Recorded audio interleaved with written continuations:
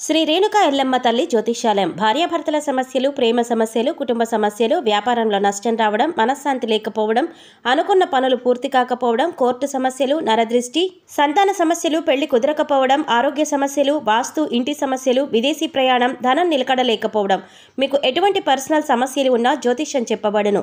కోయా గురూజీ లక్ష్మణరాజు గారు, cell number 8466923012. ఓం శ్రీ మాత్రే నమః. ఛానల్కి స్వాగతం అండి. ఈ వీడియోలో మనం గ్రహస్థితులను అనుసరించి మీనరాశి వారు ఎటువంటి ఫలితాలు పొందబోతున్నారో తెలుసుకుందాం. మార్చి 29 అమావాస్య సూర్యగ్రహణంతో కలిసి వచ్చింది. ఇది చాలా విశేషమని పండితులు చెబుతున్నారు. ఇంతటి విశేషమైన రోజున మారుతున్నటువంటి గ్రహస్థితి కారణంగా ఈ రాశి వారి అదృష్టం ప్రమాదానికి కేంద్రంగా మారబోతుంది. ఈ రాశి వారికి ఈ సమయంలో పెను ప్రమాదం పొంచి ఉంది. కాబట్టి ఈ సమయంలో ఖచ్చితంగా జాగ్రత్తగా ఉండవలసిన పరిస్థితి ఉంది. ముఖ్యంగా ఈ రాశి వారి జీవితంలో ఈ సమయంలో ఏం జరగబోతుంది, అలాగే ఈ ప్రమాదం నుంచి బయటపడటానికి ఎటువంటి దేవతారాధన పరిహారాలు చేసుకోవాలి అని ఆసక్తికరమైన విషయాలను ఈ రోజు మన వీడియోలో ప్రత్యేకంగా తెలుసుకుందాం. కానీ అంతకంటే ముందుగా మీరు కనుక మన ఛానల్ని ఇప్పటివరకు సబ్స్క్రైబ్ చేసుకోకపోతే సబ్స్క్రైబ్ చేసుకుని పక్కనే వచ్చిన బెల్ ఐకాన్ నొక్కి ఆల్ సెలెక్ట్ చేసుకుంటే మేము ఇలాంటి వీడియోస్ అప్లోడ్ చేయగానే ముందుగా మీకు నోటిఫికేషన్ వస్తుంది. ఇక వివరాల్లోకి వెళ్ళిపోతే, ఈ గ్రహణం రాత్రి సమయంలో సంభవిస్తోంది కాబట్టి గ్రహణ ప్రభావం మనకి ఉండదు. అందుచేత మనకి సూతక కాలం కానీ గ్రహణ నియమాలు కానీ వర్తించవు.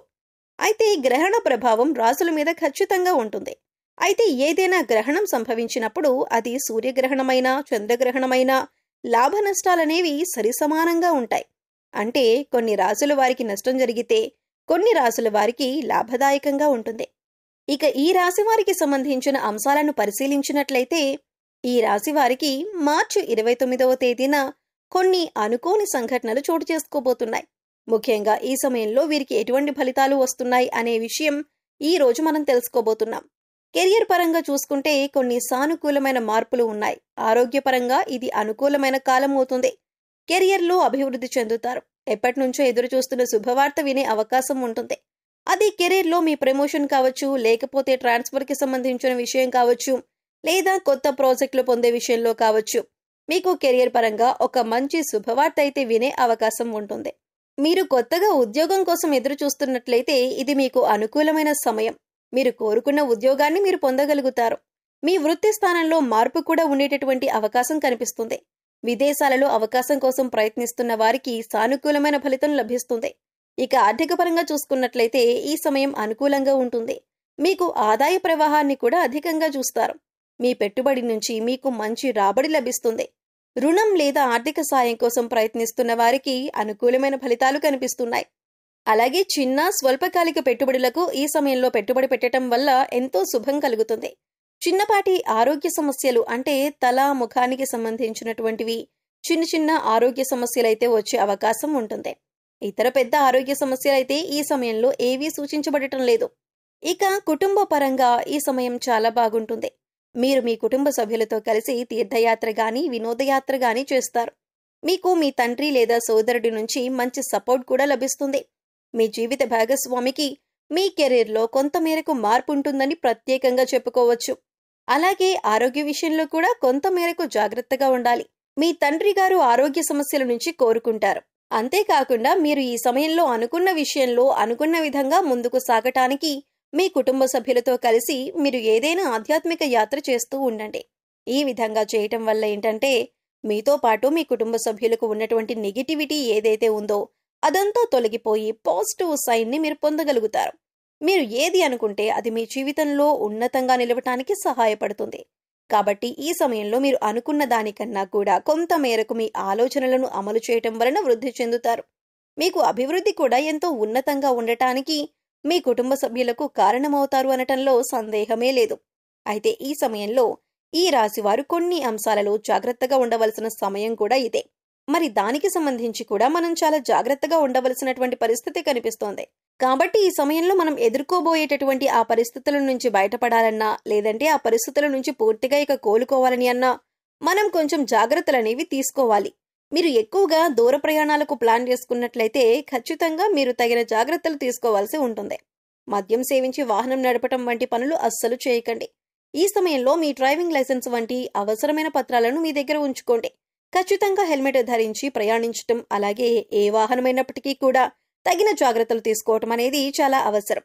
ప్రయాణం తప్పనిసరి, కానీ నేను సొంత వాహనం నడపలేను అని అనిపించినప్పుడు మీరు ఖచ్చితంగా డ్రైవర్ని పెట్టుకుని వాహనం నడిపించండి. ఇటువంటి కొన్ని జాగ్రత్తలు తీసుకోవటం వల్ల మీరు ప్రమాదం నుంచి బయటపడే అవకాశాలు ఎక్కువగా ఉంటాయి. ఇక ఈ రాశిలో వ్యాపారవేత్తలు ఎవరైతే ఉన్నారో మీ వ్యాపారంలో కొన్ని కీలకమైన మార్పులు జరగబోతున్నాయి. వ్యాపార విస్తరణ కోసం మీరు ఈ సమయంలో కొత్త ఒప్పందాలు, భాగస్వామ్య ఒప్పందాలపై సంతకం పెడతారు.